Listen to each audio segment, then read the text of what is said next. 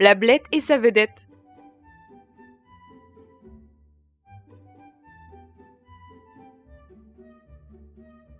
Mario Saint-Amand, mon artiste préféré.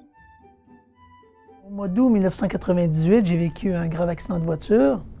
Après un coma de 5 jours passé aux soins intensifs, j'ai été transféré en chambre privée.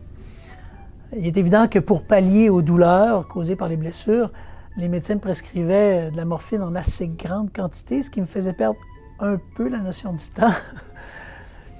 Alors, après quelques semaines, mon médecin est venu me voir et puis il m'a dit qu'il préférait me transférer dans un hôpital d'un plus grand centre afin que je reçoive des soins plus adéquats. Bien, je lui ai dit que je préférais rester en région pour ne pas être dérangé par les journalistes.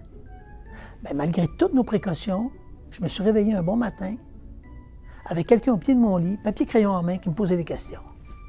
Ça faisait aucun sens pour moi qu'il se retrouve dans ma chambre sans permission. Il a fallu que j'élève la voix pour le faire sortir. Mais ça a été un stress de plus parce que je craignais toujours qu'un journaliste se pointe sans permission. C'est sûr que ça n'a pas aidé à mon rétablissement. Je suis une personne publique, c'est vrai. Mais combien de personnes subissent les conséquences d'une confidentialité trahie? Peu importe qui il est ou ce qu'il vit, chaque patient a droit à sa vie privée. C'est la base même du respect. C'est étonnant qu'une telle situation puisse se produire. Qu'en pensez-vous?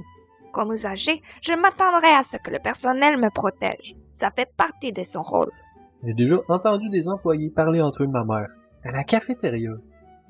Moi, j'ai vu des dossiers et des ordinateurs ouverts devant tout le monde.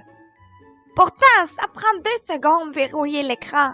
C'est quoi l'intérêt de parler des usagers à la cafétéria? Chaque indiscrétion, petite ou grande, peut avoir des conséquences pour l'usager. C'est vrai que ça n'a pas d'allure. Faut qu'on arrête de faire les blettes.